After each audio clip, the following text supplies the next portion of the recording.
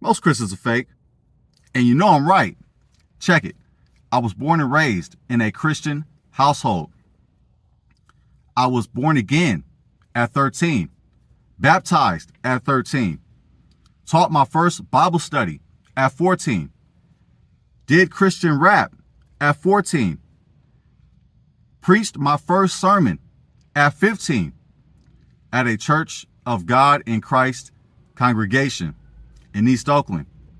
I was licensed as a minister in 2011. I know what I'm talking about. Most Christians, they are not authentic. They are not serious about their faith.